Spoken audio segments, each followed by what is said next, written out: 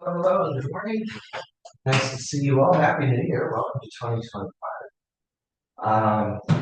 I don't have a complete plan for today. I'll let you know. And for those watching later at home, welcome. We can go a couple different directions. We can just kind of say dealer's choice, whatever we all want to talk about. We can plan ahead for what we'll be doing for the next season up until then. I did print something out a while ago, so I have a little sample of that if you want to check that out. That's the backup plan. What would you all like to talk? It'd be good to look ahead for that, get that planned first, maybe. So we Yeah, know. triggers, okay. Yeah, looking at that material. You don't even know what it is. Oh, I know, but that's why I didn't mind. Might be terrible. Okay. All right. So we have one vote for look ahead to Lent and then backtrack for this season. When does that start? I know Easter's in I think April 20th, so that probably puts Lent towards the end of February. Let's see. Ash Wednesday is going to be March 5th. Pretty late. That's for Ash Wednesday? Yeah. Oh, that's Ash Wednesday, okay, but Lent starts, how do we? Ash Wednesday is the start. So they're gonna start March? Yeah. It's late. That is really late. So we have 4 Sundays in February, 1 in March, and 3 more after this in January. So that's a whole 8 Sundays before we get to Lent to talk about something. We could do Book of the Bible. We could do something. We haven't done much in a historical setting lately, like digging into something in that respect. We could do art or music. We've done those before. We could do find a book to read together, like we just did a Christmas Carol. We can pick a book of the Bible, jump into that. Do that. I know one of the women's Bible studies just took on, or is still in the middle of, a pretty dense theological book. I was just gonna say, we could, all those books are available, so if they put that book. And Did they? do that, you can do that, I liked it. I didn't like it, but a lot of people did not like I heard that one of the main issues was that there wasn't a study guide. That, So you were that just kind of hurt the leaders, but the people didn't like it, seemed to be participants, or at least one in particular was. okay. Well, Don Pulaski and I were the two that really liked it, I think, maybe there were others. But it was difficult to get an answer, you could come up and your answer. Well, I don't think you're supposed to be able to do that all the time. I love the chance. I thought that was a beautiful part of it, have a lot of discussion. Yeah. But then no finality discussion. Yeah. So we could do that too. We could pick sort of a theologian or a mystic or some writer from Christian history and dig into their work. What are y'all feeling like to start off 2020? Romans? Some light reading? Sure. Kind of Paul's It's a challenging one. masterpiece. Yeah. So we got something for Romans. Did we do Romans in Sunday school a long time ago? Yes, that's what I was wondering too.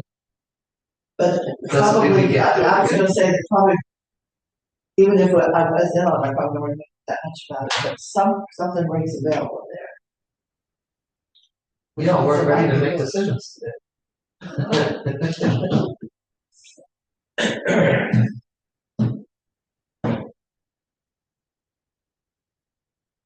We're students, we want the leader to make a decision. I want to make sure that we're talking about something that you want to talk about.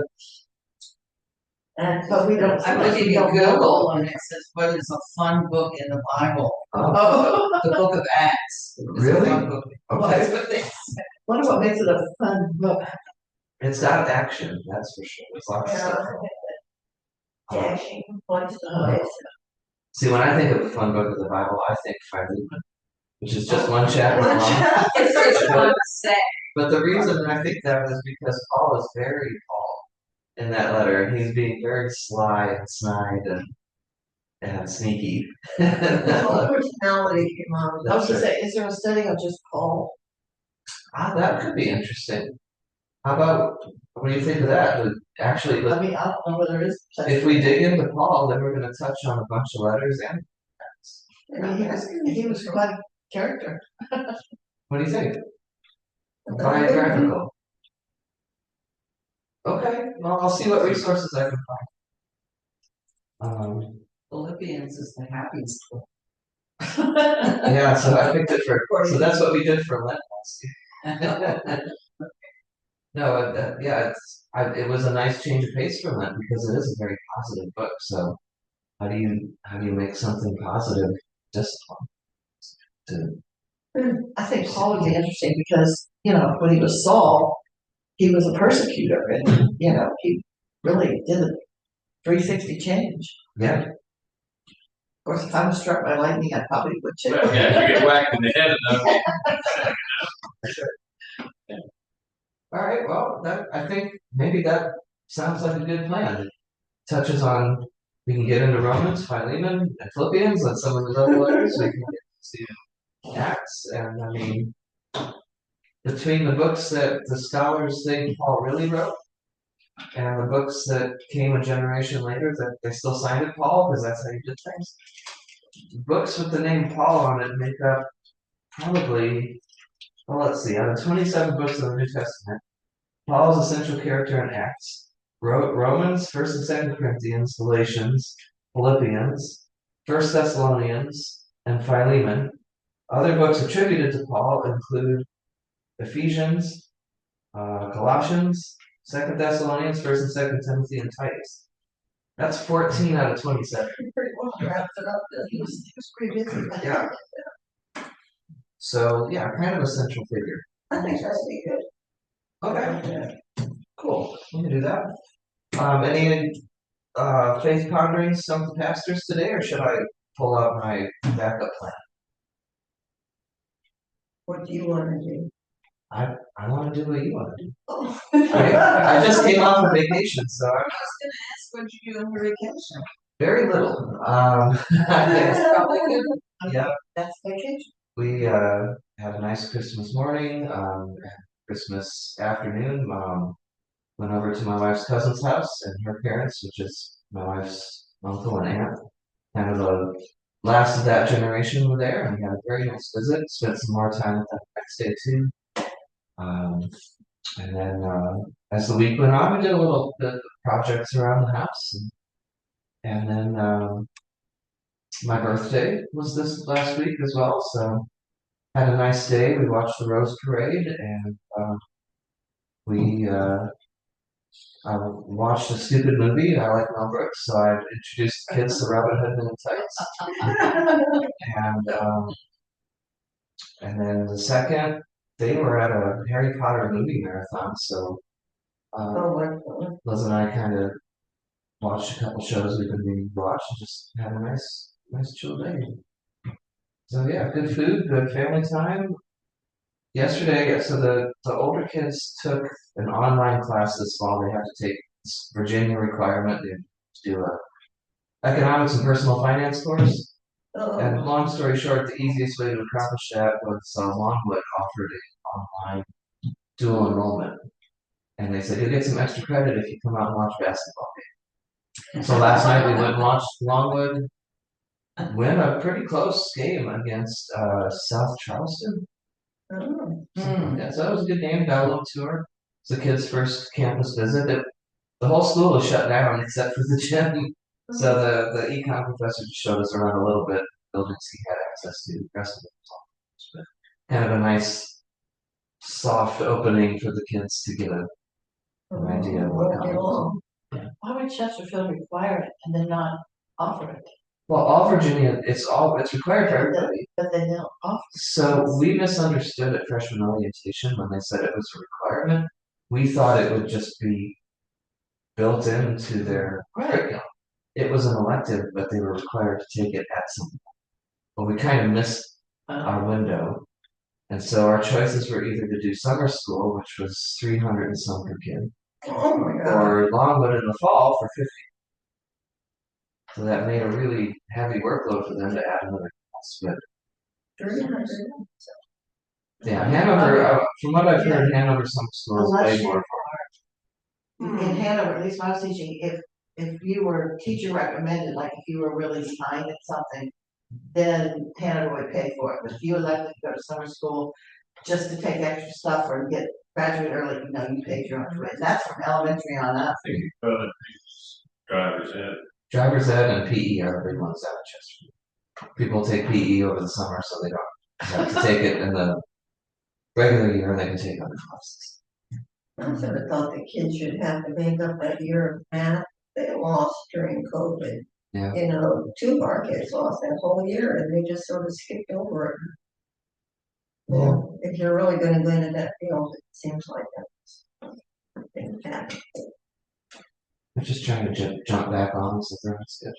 Yeah, But anyway, so that was time off. So I've had this sitting on my desk for a while, so I said just in case I'll print out a few pages. But otherwise we'll just open up the floor and see what everybody wants to do. But maybe I better hand this around. Or let me tell you what it is. Let me tell you.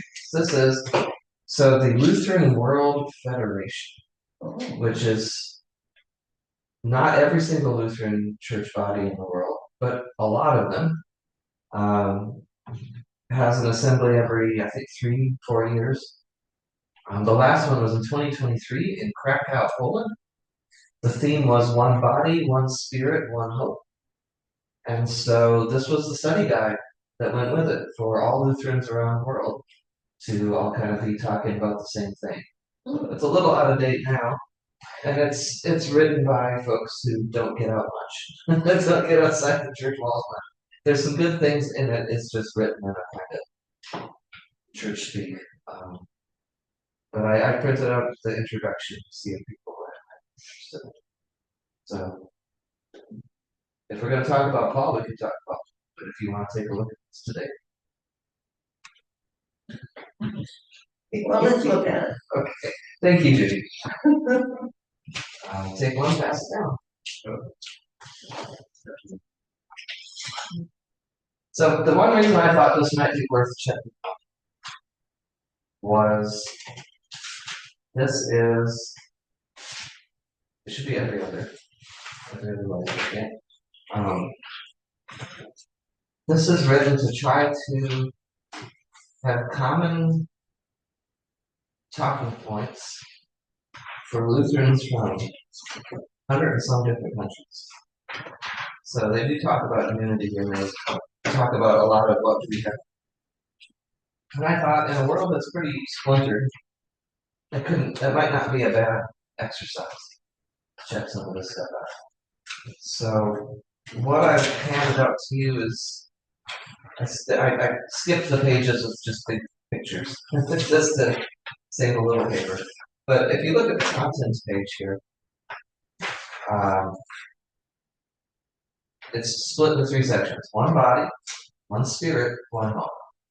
And each one's kind of set up the same way. Cries of the body. So what are the problems in the world related to people's physical health, physical bodies, physical well-being? So everything from unemployment to human trafficking to health crises, like things like that. Eyes to see. What are Lutheran churches around the world doing to respond to these needs? And then Thanksgiving. So a blessing of bodies. And then the next one is gifts of the Spirit. The next one is hope stemming from promise. So each one kind of, excuse me, takes a little bit from this Ephesians passage, which is on the next page, and then splits it out. So the highest, this is page 8 on the bottom there. The highest decision making, is your safe page 8? Okay. The highest decision-making body of the Lutheran World Federation is a space for member church delegates and other participants to worship, discern, and reflect together on the nature and purpose of our global community under the assembly theme, one body, one spirit, one hope. The theme is drawn from Ephesians 4:4-6. There is one body and one spirit, just as you were called to the one hope of your calling, one Lord, one faith, one baptism, one God, and Father of all, who is above all and through all and in all. So imagine going to a Synod assembly but on an international level. And this was the theme verse. The rest of the introduction just kind of spells out how the rest of the book is. But this part kind of gives us something to talk about. The assembly theme is biblically rooted in an ecumenical dynamic. This study guide is aimed at preparing churches for the assembly and inspiring reflections on how the global communion of churches is called and equipped to be a sign of hope in the midst of God's creation as it participates in God's holistic mission. See what I was saying about church speak? Yeah, lots of words. Yeah, most people don't talk this way, but the more you spend around like seminary folks and national bishops' offices, they kind of fall into this pattern. So basically what it's saying, what do we have going on? The church is called to serve in the world. We're also equipped to be a sign of hope. So what is it that the church is doing in the world, or could be doing, that we could be a sign of hope? It says the church's role in that mission begins with the good news. I think that's something a lot of folks on the congregational and national levels forget sometimes. Because what do we do when we get together as a council or as a synod assembly? What's the business we have, right? What's on the agenda? What are our tasks? We got to fix our HVAC. There's no heat in the sanctuary, right? We're planning a fundraiser for the youth, right? We're going to go do litter pickup, whatever it is, right? We get into tasks. But this reminds us the church's role begins with the good news. And the way they describe the good news is that God does not abandon the world that God created, but stays with this world through Christ's incarnation. So we were talking off and on through the last couple of studies, and Darren I know brought it up last time I was here, about the watchmaker God, right? There's some branches of theology that say that God just created everything and kind of got to the top of the mountain and pushed the snowball, wound the watch and let it go and walked away. God isn't involved anymore. And they're saying, well, we know that's not true because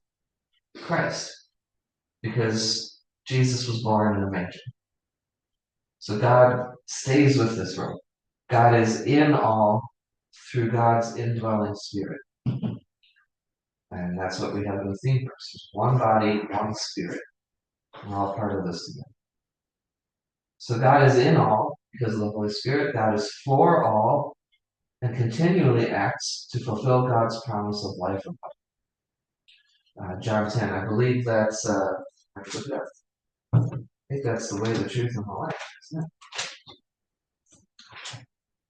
John 10:10, is that what it says? I don't even see what it says, John 10:10. What's the third paragraph? Oh, okay. John 10:10. Yeah, John's not spelled out. Oh, yeah. The thief comes only to steal and kill and destroy. I came that they may have life and have life. So, this promise is for all creation, the whole cosmos. Think Job, right? It's not just about people. It's about the whole creation. So the assembly, as they met in Poland in September of 2023, had sub-themes. The Spirit creates, the Spirit reconciles, the Spirit renews, to help interpret the main theme of one body, one spirit, one hope. In light of the unconditional promise of God's love that creates, reconciles, and transforms the world through this cosmic hope. Each church has a unique context, and at the assembly we seek together what it means to be one body and one spirit. So imagine, there's Lutherans all over the world.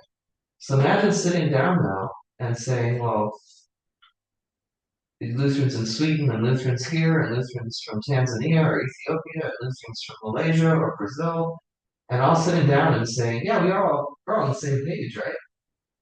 Well, when you look at their to-do lists, like we just talked about, they have different to-do lists, each in their own area.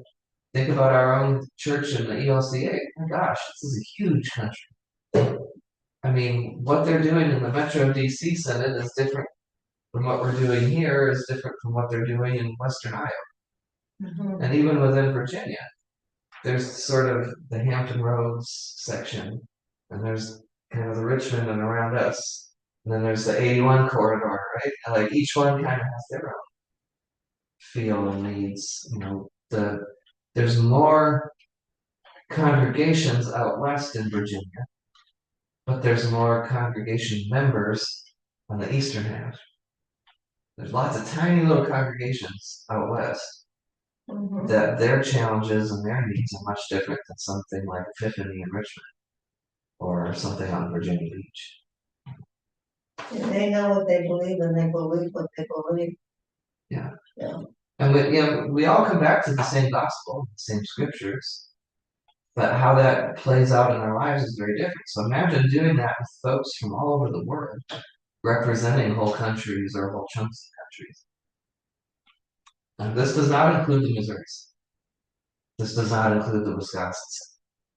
They don't theologically play well with others. So they would not be going to a big thing like this unless every other group was on the same page with them. That's how they're built. But for this assembly, the ELCA, our companion synod in Papua New Guinea, any other kind of quote unquote normal Lutheran church body you could think of around the world, they were here. So they're sitting down to figure out together what it means. I'm at the top of the second column on page 8. To be one body, in one spirit, with one hope for our witness and mission. That won't be simple. The questions we ask ourselves are inspired by the Lutheran confessional writings, by the small and large catechism, and by worship life and word and sacrament. Well, there's your common ground. If you go to a Lutheran service, church service in other parts of the world, you might not know the language. Maybe you haven't sung the songs before, but pretty much the shape of it's going to be the same. But even if we did like a praise service in the Lutheran church, chances are it's still going to have a lot of the same pieces, right? There's a band called Dakota Road that wrote contemporary Lutheran liturgy that still has a Kyrie and a Glory to God and a Holy, Holy, Holy, just was accompanied by guitars instead of organs. We went for a while, the contemporary service here. It got very mixed reviews. We lost a few members because of it. That's always tough because you want to make sure that you want to try some things to draw people in, but then worship is so central for people that if it doesn't feel right, then they'll leave. It's always tricky. I found that, I've thought about that a lot in the past. Especially as I get older, because you just have to move, every Christian, I mean, I think it's a good move to, you have to move over and let another generation come in and essentially take over, even though you still want to be included. And there's got to be that flexibility, or we'll not make it, will we? I don't know. But I think the church is changing, but I think it's not changing to be probably what I would choose at my age. Yeah. But it's my turn to back up and let someone else take over. Still being involved, but not in charge. Well, Whether that makes any sense. It does, and yet we need to listen to all the voices and then try to figure it out together because, I mean, that's the body of Christ. One of the things that really stands out to me in First Corinthians when Paul is talking about the body of Christ, he's got the great illustration, right, of the eye doesn't say to the ear, well, I'm not an ear, so I don't matter. And kind of that fun imagery to But there's a line in the middle of that where he says, this is 1 Corinthians 12, let's see, around verse 21, 22. He says, on the contrary, the members of the body that seem to be weaker are indispensable. Those members of the body that we think less honorable, we clothe with greater honor. And our less respectable members are treated with greater respect, whereas our more respectable members do not need it. So who gets to decide what that is? Is it the young folks who maybe aren't quite sure what's going on yet? Are they considered greater or weaker? Is it the older folks that have the experience and have lived through a lot more seasons, but as you said, maybe are trying to figure out how to pass that baton? Are they considered needing greater respect or less respect? But here's the key. But God has so arranged the body, giving the greater honor to the inferior member, that there may be no dissension within the body, but the members may have the same care for one another. If one member suffers, all suffer together. If one member is honored, all rejoice together. So if somebody's suffering, we're all suffering. And if somebody is rejoicing or is honored, then we're all rejoicing. And I think that's the key. Is whatever's happening in terms of leadership or direction, that we all suffer together and we all rejoice together. I think that's really needed in the world right now. That's written for the church, but if you apply that to civics, right? Like a rising tide lifts all ships, isn't that the expression? So if somebody in our community is suffering, what do? We'll do a Brunswick Stew fundraiser for their medical bills, right? Somebody in your neighborhood fell and broke their hip. You get a group together and go right there, leave swamp, put some casseroles. Can't we expand that? If somebody in the state, the county, and the country is hurting, that makes us all hurt. I think this kind of tone of a bunch of people from a bunch of different places with different concerns and backgrounds, if they can find some common ground in this case, Luther's writing and worship, what would our common ground be? The question is, did they? What's that? Did they? Yes and no. I didn't read the It's report. written down here, but that's what they were told. Well, that was the plan, right? And I'm sure they worshiped together, and I'm sure that worship was a very moving experience. If you've been to a synod assembly, when you get that many people together, singing together, and musicians, like the best of the best from all around, multiply that to the cream of the crop, I guess. I'm guessing that there was unity in worship. I'm guessing that there was fellowship. I'm guessing that you could look at the small catechism, and Luther made it pretty simple, and say, yeah, we should interpret other people's actions in the best possible way. We can't do this on our own. We do need the Spirit's help. Like, I think there should be some conflict. Now, how it played out, I have not read the notes. I don't. Chances are everybody went back feeling good and then got sucked back into their normal routines and problems. That's how it usually goes. But it says today, just as 500 years ago, in the creative and generative impulses of reform in the 1520s, we are in a time of confessing. I think you're right, Judy. The church is changing. Some things, just like every other time, have to die for other things to become to new life. But this seems like a pretty painful growing pains right now in the life of the church. The world has changed a lot. The church is trying to catch up. So we got to confess. How does confessing the gospel shape our journey ever deeper into communion, not only with ourselves, but with all our neighbors and creation? The world is in urgent need of hearing the gospel of justification.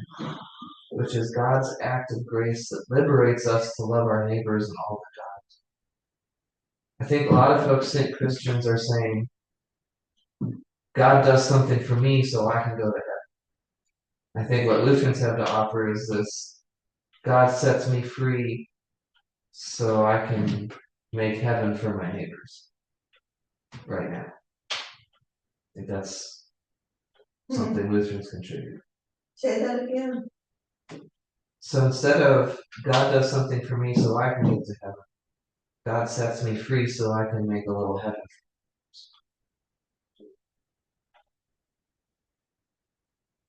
We're called into this adventure of living the gospel ever anew in our many contexts. We're called into this ministry together as a communion of churches, called forth into the world as one body with one spirit, with one. Maybe one of these times we could do a study on our companion center off the beginning. What do they have to teach us? Maybe we can have some conversations about Lutherans in other parts of the world and what they can teach us, because maybe they figured something else out that we didn't. Pastor Kelly was very excited when she came. Kelly Derrick was very excited when she came back from their trip to Papua New Guinea. If you made it to Epic, you got to hear her give a presentation about it. The Islands District, that is Virginia Synod's kind of companion synod, is really, really remote. All these tiny little islands off the coast of the mainland. And it'll be like one parish has maybe one ordained minister and maybe 7 or 8 lay ministers covering maybe 15 congregations. Well, Virginia Synod, across the country too, we're having a shortage of ordained pastors. We've got maybe 4 or 5 lay ministers in the Richmond area who went through the Synod's lay academy, lay preaching academy, and Synod authorized ministers. They're looking for ways to serve, but it's hard because it's not something we're used to. Mm-hmm. But the way the church is headed, we're going to be relying more on volunteers and lay people with training to do stuff, because there's less and less pastors out there and less ability to pay for pastors out there. So they've already done a lot of work on that. Pastor Kelly said, this is something we really need to learn about. You can learn a lot about that. Sure. This is all volunteers in it. That I don't know. But from Acts too, right? Before the church got institutionalized, it was everybody. So yeah, I would be file that away for some time. Maybe for Easter we can talk about lessons from other Lutherans around the world. The LWF embodies a vision of communion expressed through our commitment to unity in the one body of Christ. LWF member churches are called to bear witness to God's compassion and mercy for the world. But in a fragmented world, where bodies, societies, and ecosystems suffer from injustices of every kind, how does our communion fulfill the church's ministry of reconciliation? So reconciliation is kind of patching things up, right? Getting people back together. They're widening the scope to the whole creation. How do we reconcile this broken world of ours? And Paul says in 2 Corinthians, we're ambassadors of Christ. We're supposed to be all about reconciliation. The last paragraph here: baptized into the one body of Christ as a new creation, we are called to engage that profound and all-encompassing reconciliation that God accomplishes in the world. What does this look like in the life of your church? What are the challenges in your context to live as new creation, as people of God? How does being part of a global communion call forth your gifts while equipping you to participate in your local context? Did you know that you're part of a global communion? Do you ever think about that? That we're part of a global Lutheran church, a global Christian church? I don't usually think about that. Would it be true to say, though, that as an American, I probably harbor that attitude that it's the American community, the United States church that has it all together. And that if we were to go as missionaries to one of those countries, we might learn a lot from them, that they might be a little progressive even, and I don't know what progressive is, but, you know, But I think you're right. but I think, maybe they're further ahead or yeah. they know Jesus better or something. Or that I think it could be both. A lot of Americans travel the world as though we have it all figured out. Everybody else should learn from us. That's not always the case. So sometimes we might go to another church and be like, we have so much to offer you, and forget to say, what can we do? Because there is stuff. I think we get comfortable going to our own church, our own denomination. I know when I've gone to a Baptist event, with a friend, I felt like a fish out of water. Yeah. I mean, it was very different than I was used to. Yeah.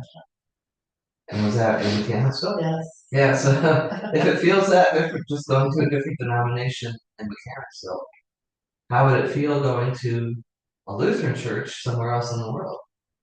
Or for that matter, going to like a Pentecostal church in, I don't know, El Salvador or something. Like, would you even recognize it?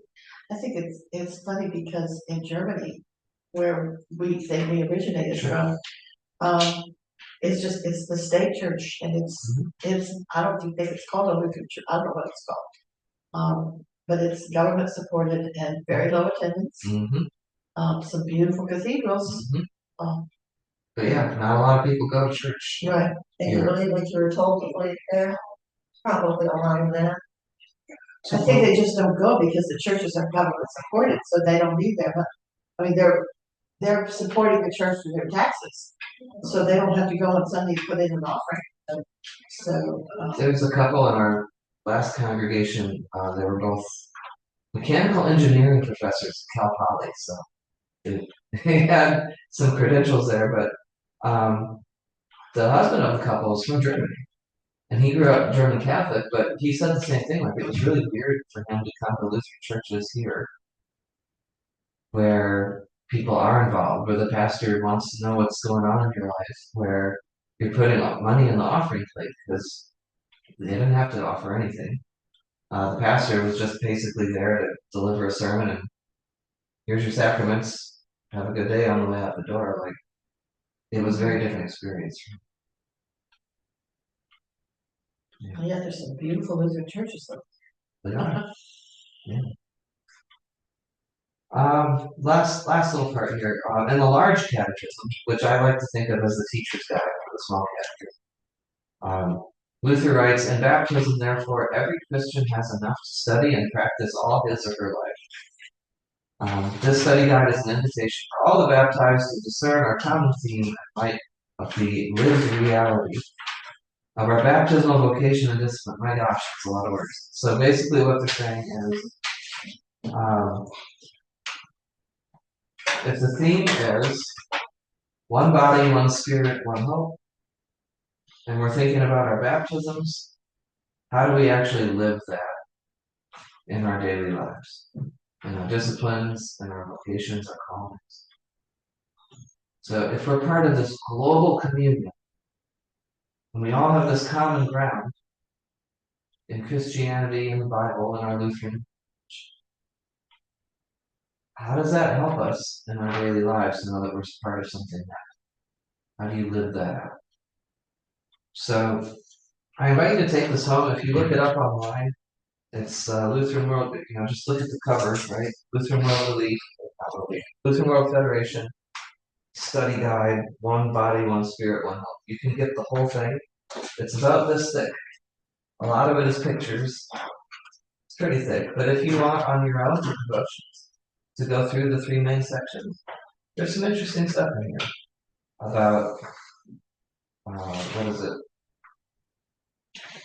One body, one spirit, one hope. You want to get an idea of sort of the big picture of what kind of needs the global Lutheran Church is responding to, what gifts of the Spirit they're using, and the hope that they're sharing, I think this could be an interesting read. So there you go. Lutheran World Center, that doesn't include all the Lutherans, so it doesn't. I Correct. mean, Missouri Center, Wisconsin Center, they're not part of it. They are not. Yeah, like I said, unless you have complete doctrinal agreement, especially on things like union, and especially on things like how you read and understand the Bible. If you don't agree with them, then sorry.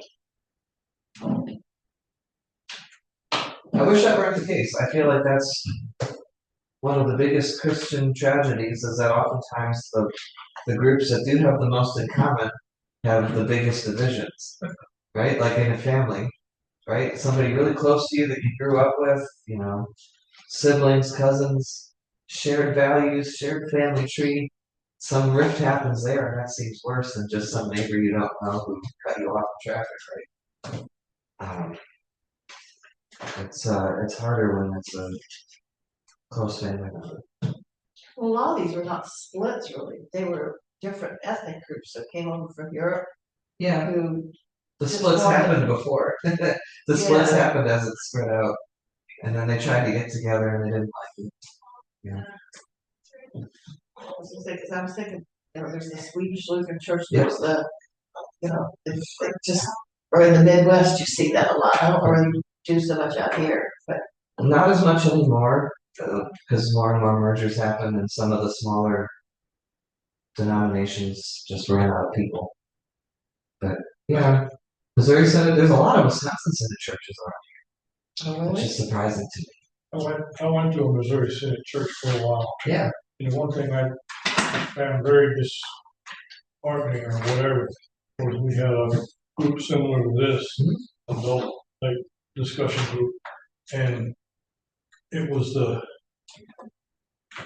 don't know how to put it in any kind of word, but it was the trash talking of other denominations that really just, I was like, come on, folks, we're all supposed to be, sure.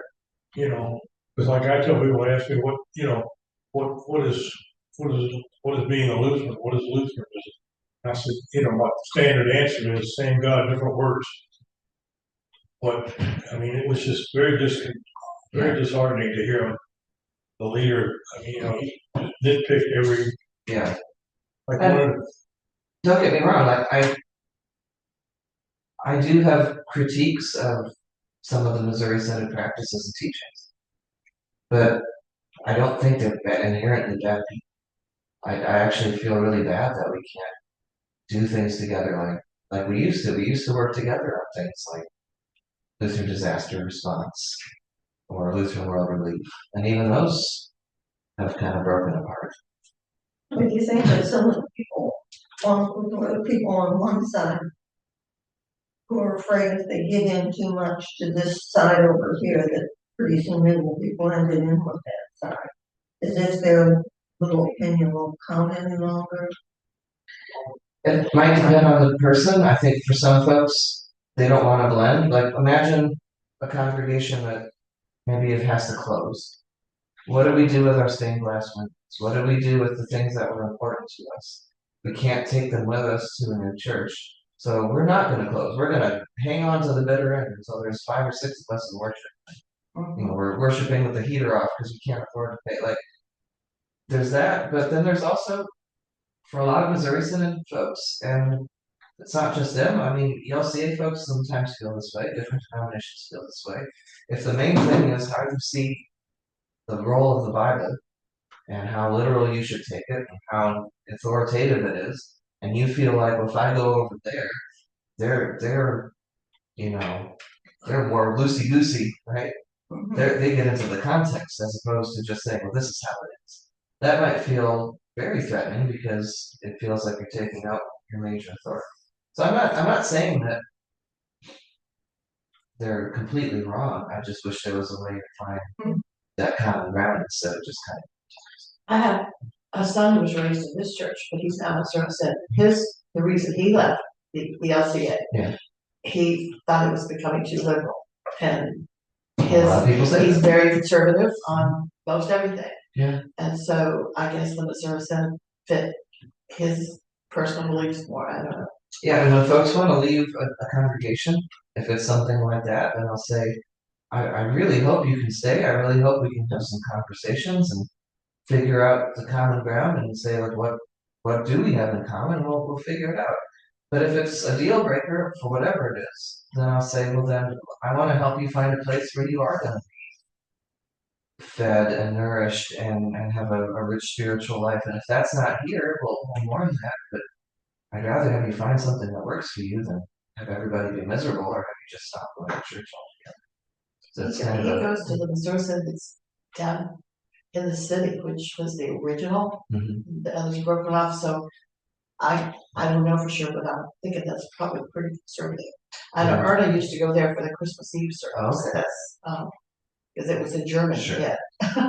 Well, I will say, I will quote something one of my professors often said, he's an ethics professor, and he said, never underestimate the pervasive power of sin. So human beings are sinful, petty people sometimes, and we will find any and every reason to break ourselves up into little tribes and groups. I So like that. um, I would hope if you, I do invite you to dig into this on your own. We can always come back to it at another point too, but I think it's a nice change of pace to, even if it's churchy, even if it's a little bit maybe overly optimistic, Jeffrey, that this will trickle down, right? I think reading something that's written even in the spirit of unity is a nice change of pace to how us human beings tend to break ourselves up into factions. Anyway, I gotta go prep stuff for worship. Thank you, everybody. I'll come back next week with something on Paul. Thanks, everybody.